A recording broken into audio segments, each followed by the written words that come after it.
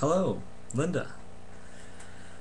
This is Journal 1 for Transformational Leadership, and today I'd like to talk about the assigned reading we had from last week, the transactional from transactional to transformational leadership, learning to share the vision by Bass.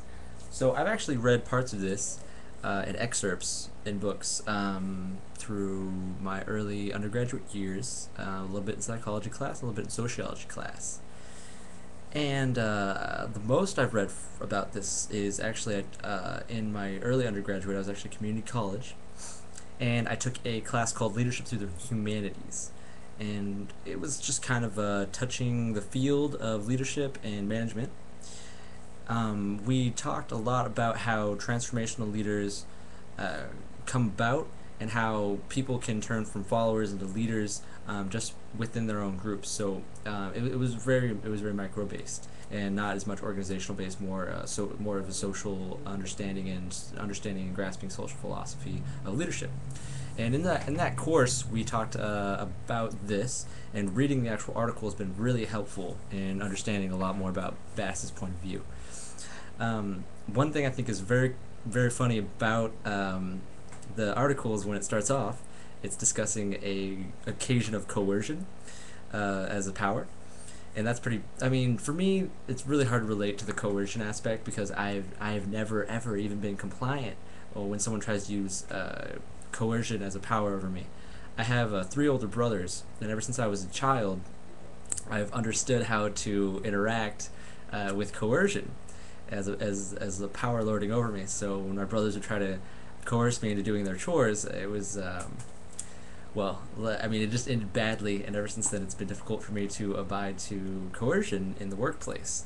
It really escapes me how that could be effective today, when just several years ago, and still in some countries, it's definitely an effective method for getting people to follow what you want them to do.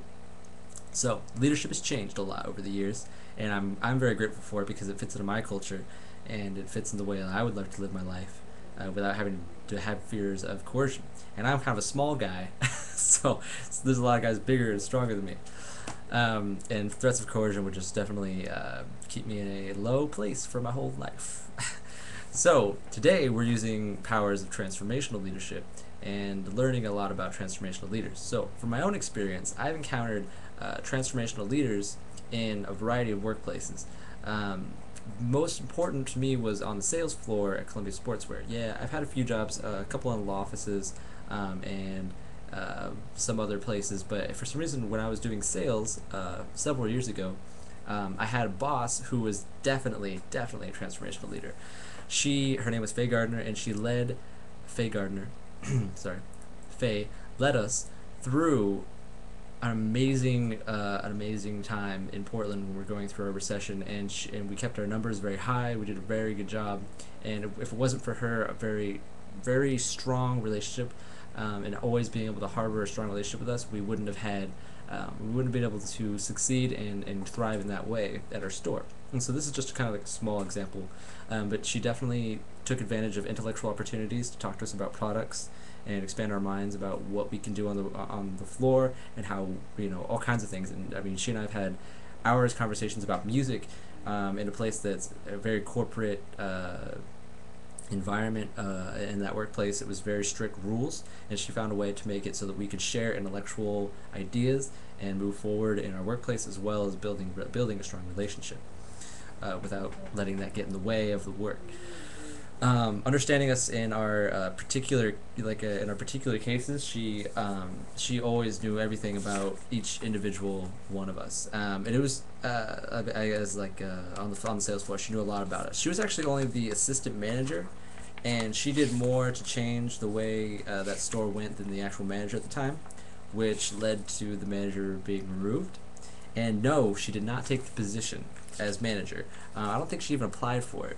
I think that she didn't want to have the store manager position, so they brought in a new woman who was a great leader as well.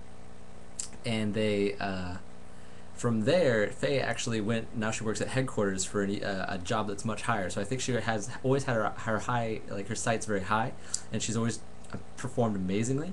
which is what brings me to another point in the article where it's kind of explained about how when training these transformational leaders and building these transformational leaders, having a transformational leader being the first manager for these people who become future transformational leaders is very, very key.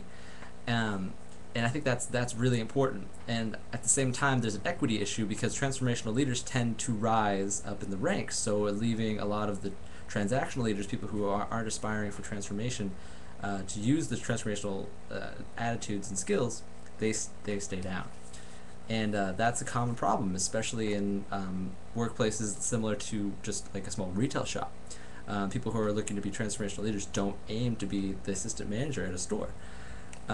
So it was great. It was amazing to work with Faye because she had those skills and she had that talent and she had that drive.